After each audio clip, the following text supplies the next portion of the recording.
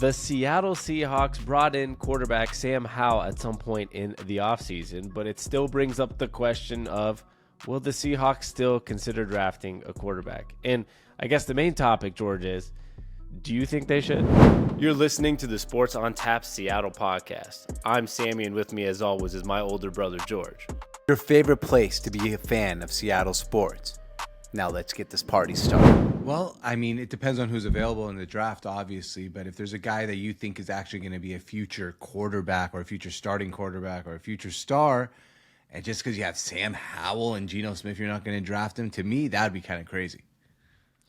Yeah, I mean, at the end of the day, Sam Howell has, I guess, the only thing some people's arguments would be is that Sam Howell is a guy who is like almost like a quarterback you're drafting, right? Outside of the, you got to stop doing that. Sorry, Sam. It's just I'm like looking at the wrong. Like, why is it red? Is that fine? That's just for your headphone noise. Why are you touching? Okay. Why do you've touched it like four times? Because I saw it was like this. It so wasn't red. Sure. You touched it and made it red. But why did you touch it in the first place? So I'm wondering. Okay, there we go.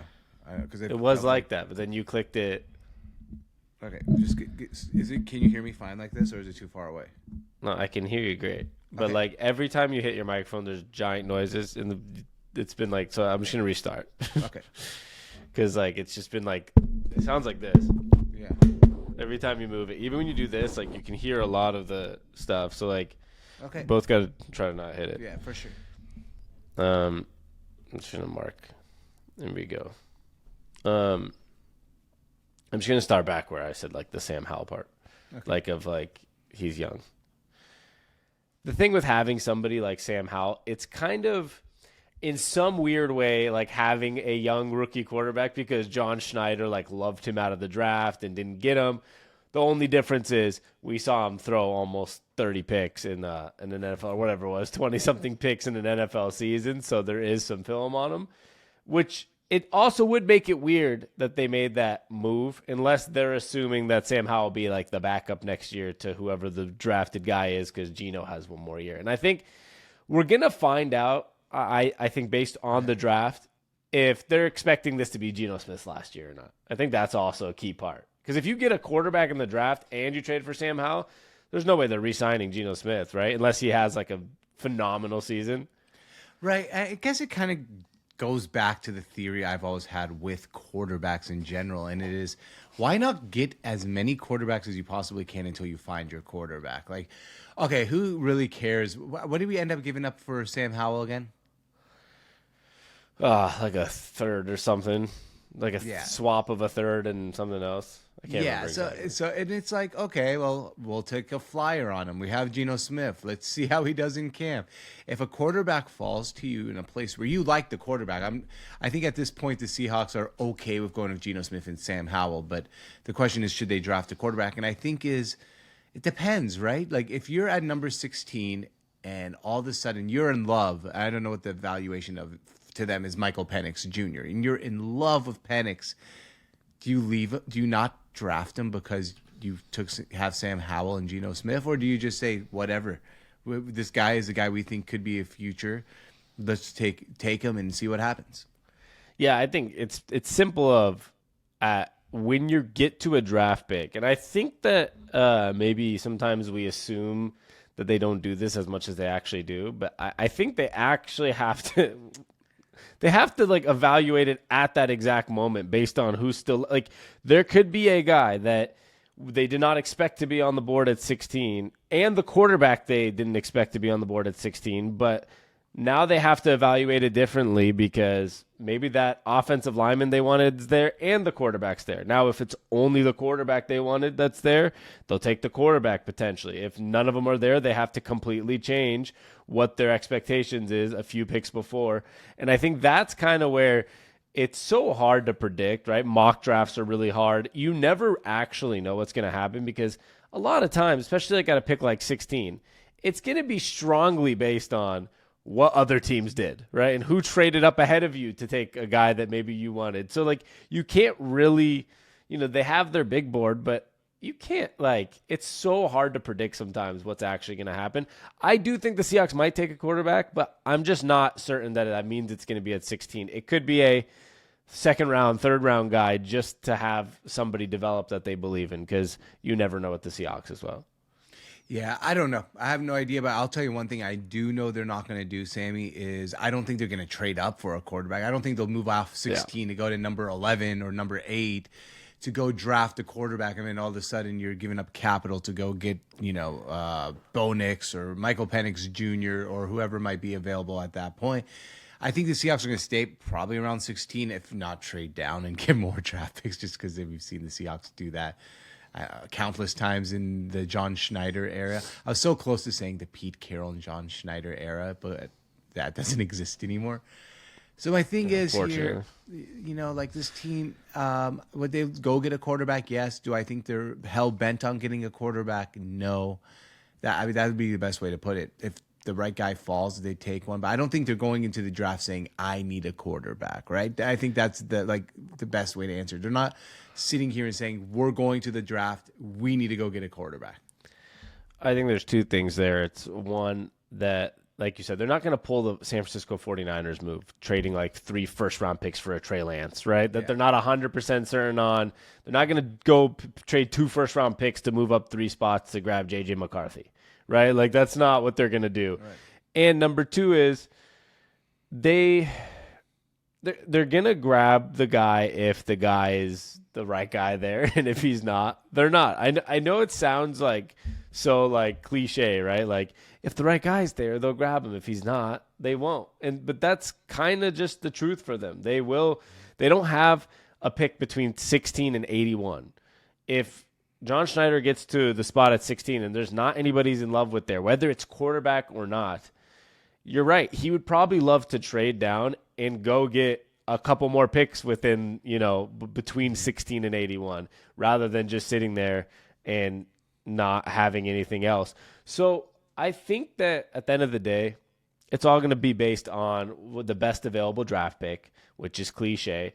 And at the end of the day, we also can't really predict what John Schneider does. We saw it last year, George. I'm going to be honest. Like, when I was sitting last year going into the draft, I would have never assumed we'd use the 5th pick in the draft on Devin Witherspoon. That wasn't even like a part of my mind. Like, the corner from Illinois. That was not on. I was thinking like Jalen Carter. We're definitely going D-line, or we're definitely going to like move up and get a quarterback. Yeah, we're like, that's the year to do it. The 5th pick. And then even when we got to 20 last year, I did not think we were going to take Jackson Smith and Jigba. Like, we had Tyler Lockett and DK Metcalf, and we have a decent receiving core already. So with the Seahawks, they truly, it sounds like very cliche, but I think they do it more than other teams, or specifically John Schneider does, which is he's going to take his favorite guy at that spot. Like, even if taking Devin Witherspoon is too high at 5, or if Jackson Smith and Jigba's falling down the draft, he liked him. That's the best guy I see on this board. I'm going to take him. So I think it's kind of that realistic, where if one of those quarterbacks are there at 16 that he likes, he doesn't give a shit that he brought in Sam Howell. He'll go take that quarterback. And if they're not there, the guy that he likes, like you said, I don't think he's going to trade up and try to like lose some picks next year to go get a second or our second string quarterback or our third string quarterback right now. Right. And at the end of the day, like, there's like, I mean, come on, at 16, our pickings are not going to be like, I think we all can pretty much assume, right, that Caleb Williams, Drake May, Jaden Daniels, Bo Nix, and probably Michael Penix Jr. are going to be gone at 16. Probably. Like, Penix is kind of right around that range. You missed J.J. McCarthy, who and I J.J. think McCarthy. I'm sorry. And J.J. McCarthy, who, like, all signs are pointing he's going in the top 10, too. Yeah, I was going to say, he's going to end up at, like, 8 with the Vikings or something, or 11, wherever sorry. they're at. I was going through all the quarterbacks. There's so many of them this year that and I don't think Bo Nix is not going top 16, I don't think. I think Bo Nix will be available. No, I mean, he was earlier in the, before the draft process, he was, like, projected for maybe second round-ish. Him and Penix both were kind of like, they've moved up draft boards. I know. The other thing is, which we've talked about this a lot. I've talked about it on some videos a lot, which is every team loves a good smokescreen, right? Like, That is very true, actually. Yeah. Like maybe JJ McCarthy's not going top 15, but a lot of teams are saying it. So a team like the Seahawks, if they want him, right? I'm not saying they do, but if they want a JJ, maybe the Seahawks are looking at that like 12th pick, like, oh God, we have to trade up right now if we want JJ, because the Raiders said that they loved him in their meetings, right? Or the Vikings said. So every team does it, including the Seahawks. Oh yeah, Michael Penix, of course we met with him. Like, of course we're bringing in Bo Nix, because you never know that team above you that might want the guy. And I think every team does it now, right? Every team says, oh, we met with that guy. Lovely time. Great quarterback. Great prospect. So if it makes me wonder also, right? Like there's Spencer Rattler. I guess there is the first round quarterbacks or the high end quarterbacks, the ones we all just named. Then there's a gap. Then there's Spencer Rattler, who's like a project that people like. People think he has upside. And then there's a huge drop off. And then some like scrap quarterbacks. Well, no, there's 2 or 3 in the Spencer Rattler range, I'd say, which is like also like Michael Pratt from Tulane. He's like I think he's like projected like 70 something. Yeah, so but they're kind of in the Rattler Rattler's range. kind of moved up all the way to like early second round, which is a 30 range. That's why I mean there's a gap, right? There's like a to some people, yeah. Yeah, to some people. I don't think it's that much of a gap between those guys in terms of where they're going to end up going, but you're right. Like but Spencer Rattler's on the other side of the spectrum, right? He's not on the Bo Nix, Michael Penix, JJ McCarthy side. Yeah, I feel like he's in the middle spectrum. And that's a guy I want. Like, I don't think it's going to... But then again, it seems like a lot of teams want him. I don't want to get him in the first round. I don't even necessarily want to take him in the early second round. Hey, there's no way we would take him at 16. No, I know it's not going to 16. Like, that's not happening. No, of course not. But I was thinking, like, maybe you trade down to 28. Like, you make some trades and then you take him. But I don't want to take him that early. There's no way I feel like the Seahawks take a like top 15 guy, right? Like I know we're 16th, but let's just say it's like top 15 type of quarterback in the first round. Like you don't trade for Sam Howell and then take like a late first round quarterback. Unless you're getting, like you said, in the 16th pick. Yeah, like that's where at the 16, sure, but not at like 28 if you move back. But I got and then, yes, maybe in the 3rd or 4th round, like Jordan Travis, you're like, oh, he was great before, his knee injury. Maybe we take a risk on him, let him develop for a year. There's always those type of dudes also, like Joe Milton from Tennessee, random things. Let's just say, though, second round, the Seahawks take, trade up, do something. Somehow they end up with the 42nd pick of a draft, just a random thing after trading down, moving. You know how the draft works. And they take Spencer Rattler. Are you excited or not? I mean, yeah, I am. Yeah, me too. That's the best player in the nation out of high school. And although he gets hate for, like, I feel like, maybe not living up to his potential. Like, if you think about it, he had a decent career at Oklahoma and decent career at South Carolina. I mean, at the end of the day, even guys like Caleb Williams who, like, are like, oh, like he's the best prospect ever. Like, dude, they lost like 7 games at USC this year. Exactly. So like sometimes it's not that easy, right? That's how I feel. So I would be excited for Spencer Rattler. Like that's a guy, like I'm like second day of a draft, it's not the first day. You're waking up on, what is that going to be, Friday or Saturday morning. And you just see like pop up the Seahawks select Spencer Rattler. I'm not popping champagne. But I'm getting on a podcast with you and talking about it because I'm excited. Yeah, I think it will go to the it'll be kind of like the Russell Wilson being drafted in the 3rd round, like in 2012, where it's like, interesting. I know that guy.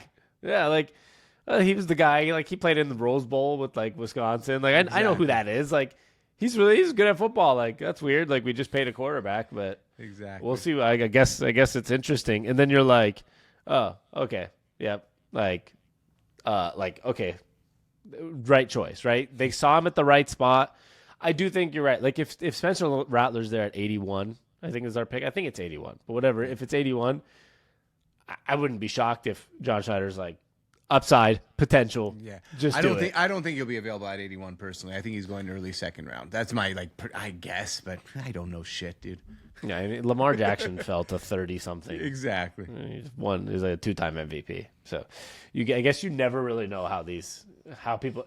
Once again, a lot of smokescreens, George. Exactly. But I guess we'll wrap it up by saying, at the end of the day, I want you to give me just a quick percentage of Like, what do you actually say the percent chances that the Seahawks take a quarterback? Forget the round. Forget, like, what do you think that they come out of the draft with some quarterback on the board? Let it be first round or seventh round, like whatever it may be. 12.12%.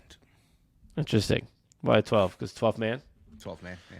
I don't think. I think it's a lot less likely than likely, even though I would love to see it happen. Yeah, I would say that's pretty. I would say probably like a 20% chance. Because Yeah. I think once That's again, more I close, think but I it's, just went 12.